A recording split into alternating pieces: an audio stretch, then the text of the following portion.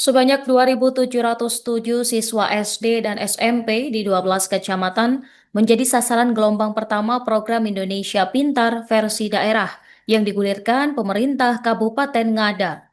Intervensi pendidikan ini dinilai sebagai langkah konkret daerah dalam menjaga akses pendidikan di tengah tekanan fiskal. Dan untuk selengkapnya pemirsa, kami telah terhubung dengan jurnalis Tribun Flores dengan rekan Charles Apar. Silakan laporan Anda. Oke, baik. Terima kasih rekan Nurma dan selamat siang sahabat Tribuners dimanapun Anda berada. Dapat saya laporkan saat ini dari Kota Pajawa, Kabupaten Ngada. Ya, pemerintah Kabupaten Ngada sudah mulai menggulirkan program di versi daerah. Program ini merupakan untuk membantu siswa-siswi di Kabupaten Ngada ini yang selama ini tidak terakomodir oleh versi pemerintah pusat.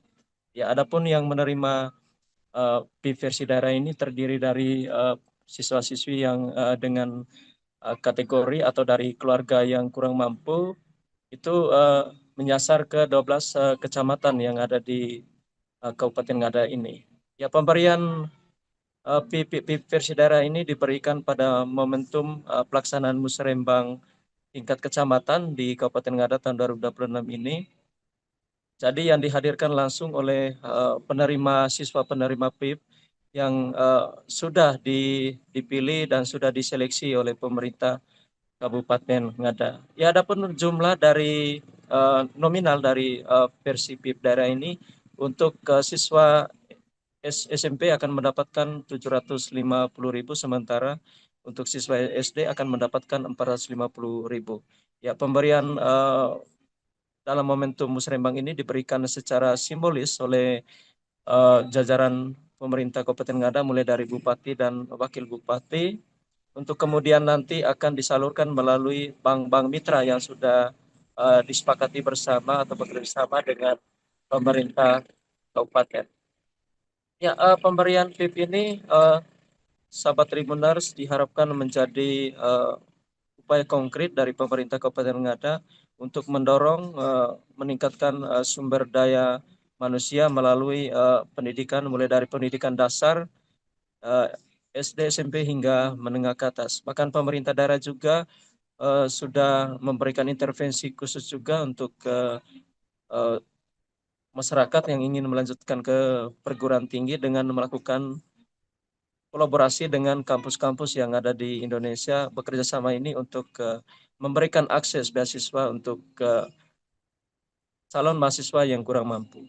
Ya, pemerintah Kabupaten Ngada melalui Wakil Bupati Ngada Berdanidus Dengebu mengharapkan bantuan ini memberikan manfaat yang sangat besar untuk masyarakat, terlebih khusus masyarakat yang kurang mampu maupun yang tidak terakomodir oleh uh, PIP yang selama ini digulirkan oleh pemerintah pusat. Ya, berharap ini bantuan ini menjadi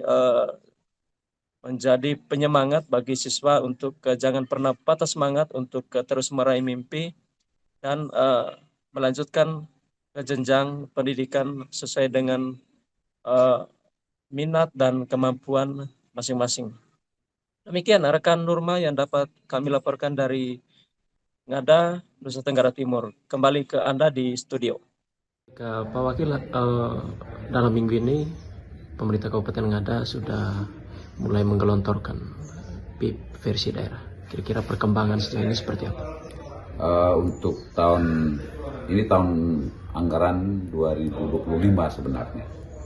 Pertama dia sedikit terlambat karena PIP versi daerah ini adalah untuk mengcover teman-teman yang luput dari pengamatan kita di PIP nasional, artinya ada yang reguler dan aspirasi, sehingga agak terlambat, terkesan agak terlambat. Sehingga nama-nama yang kemudian muncul itu adalah benar-benar teman-teman anak-anak kita yang layak dibantu karena luput dari pengamatan jatah yang dari PIP nasional atau PIP pusat yang reguler dan aspirasi itu.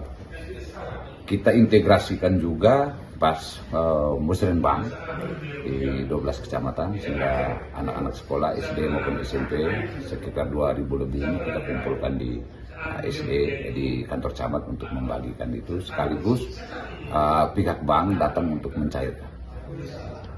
Oke, kalau dari jumlah Pak Wakil dengan bantuan ini agar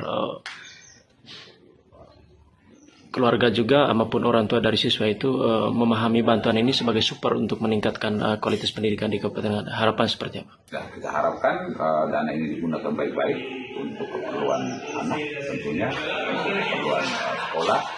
Lalu yang kedua, menambah motivasi anak bahwa dia tidak berdiri sendiri, bahwa ada elemen orang tua, ada elemen lingkungan, sekolah dan pemerintah, untuk kemudian memotivasi anak dan orang tua untuk tidak putus sekolah.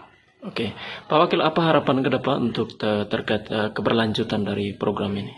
Kita tetap konsisten untuk meningkatkan sumber daya manusia di bidang pendidikan, dan kita harap teman-teman DPR juga mengarahkan pokir-pokir mereka ke arah ini supaya meringankan beban orang tua dan sekaligus meningkatkan kualitas